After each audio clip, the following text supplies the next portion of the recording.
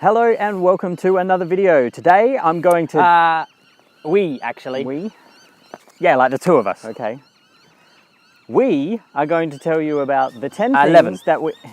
Yeah, I added another one to the list. Right, okay, fine. Today we are going to tell you about the 11 things that we hate about the Honda S2000.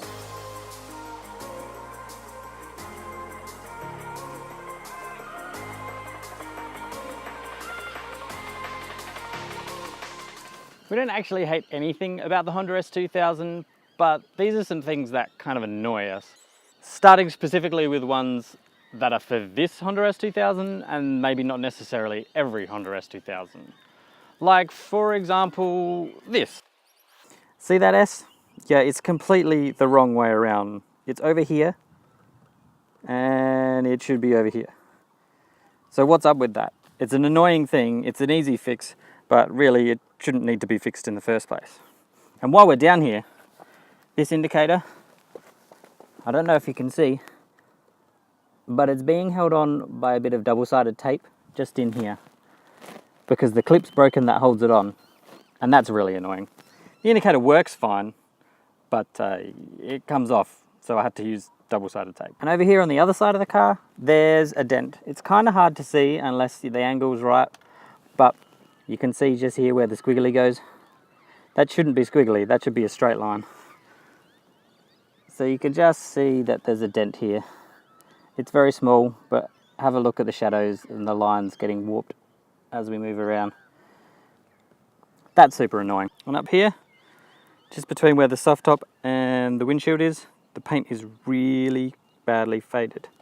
It's just in this one spot, all along there.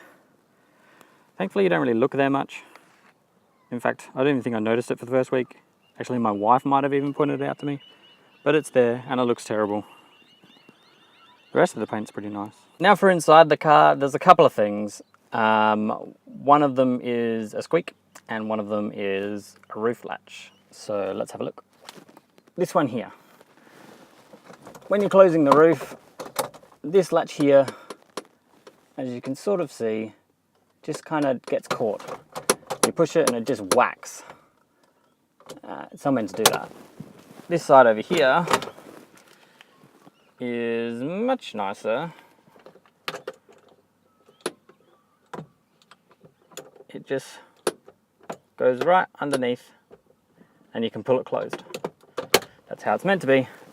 This one requires a helping hand to get it in the right spot and pull, and then you're done. And I'm not sure exactly how bad it is if you get it wrong, but I imagine it's not good. And then also the squeak is coming from up here somewhere. I'm not sure exactly. Something up over in this general direction.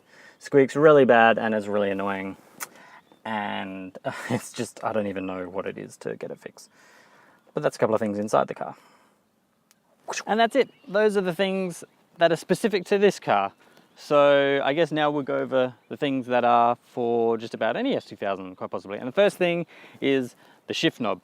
It gets really hot. So here it is. Here is the S2000 shift knob. The earlier ones were all metal, and this one is like a metal on top, metal on the bottom, and then leather in here. But it gets really, really hot. These metal bits especially. I can't imagine what it was like on the other ones.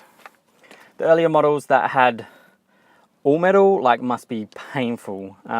This one's better because it's got the leather, but again, that leather still gets really, really hot. So that sucks. And another thing that everyone complains about with the S2000, the cup holder. It's just in the way because I shift gears there and there's a cup there and then it just knocks. So yeah. Also, no glove box. So actually this would be a really good spot here. If they had like one of those little flip out cup holders, that'd be fantastic. But there's no cup holder there, there's no glove box there. There is all the storage here. In there, up there. It's all good, but it could be better. So yeah, Lastly is poor visibility. You can't see out the back the best if you've got the roof up, just blind spots in the corners. If you got your mirrors set up right, you should be good. I'm happy to have the roof down most of the time anyway.